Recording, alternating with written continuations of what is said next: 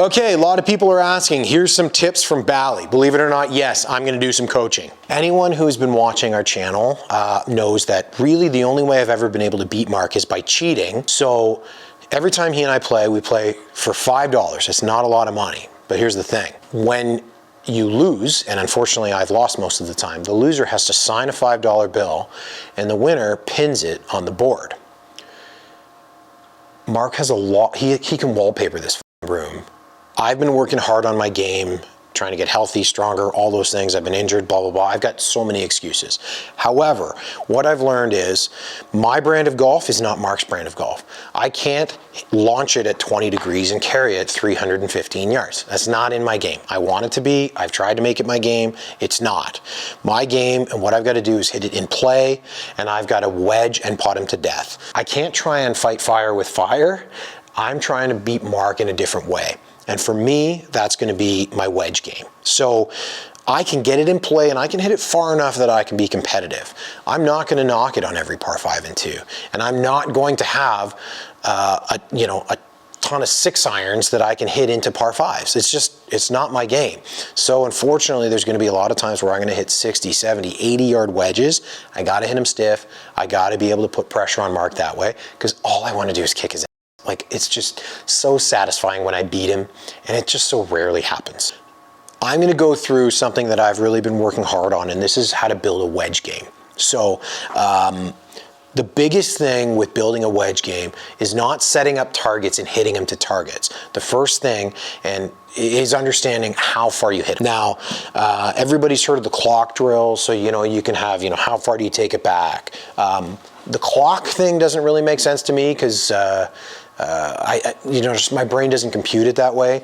But what I have with each wedge is I have my shoulder, my waist, and my full swing numbers. And so some guys have way more shots. I've got 3 with each wedge. Now, I can also alter ball position to change it a little bit, but to be honest with you, I'm not good enough to hit it solid enough all the time. So basically what I'm doing is, when I'm playing, is I've just got 3 stock swings, and whatever number I have, depending on what club and what swing, that matches it up. And what I mean by that is, I'll show you here. This is how you calibrate. First of all, you need to figure out what you do.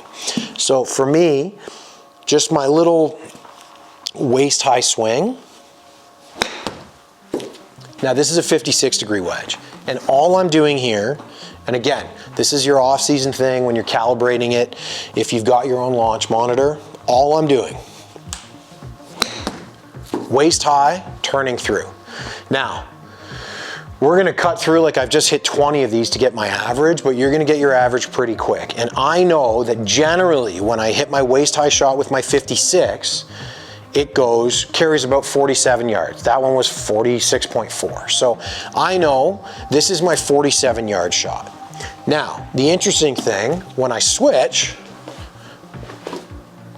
to a 60 and hit the same shot, again, waist high,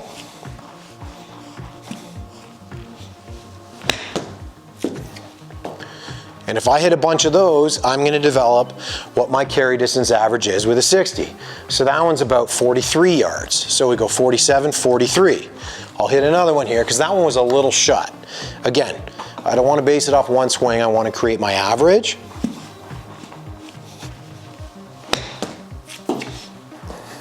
That one was a pretty good one. Again, face was nice and square. So again, that carry was a lot different. That was quite a bit shorter, so that was like 36. So now I got to make sure, I went, 36, 43. We got to find the middle of that. How do we do that? I got to hit more shots, make sure my face is square. So, boom. That's how I want to hit this shot. So the way to calibrate this, and again, that's 34. So I know the other one, my face was just a little shut, carried a little too far. Again, waist high. So now I know roughly my carry distance is going to be around 40 yards. So I've got 47 with my 56, knee height or waist high. And then I've got 40 yards with my 60.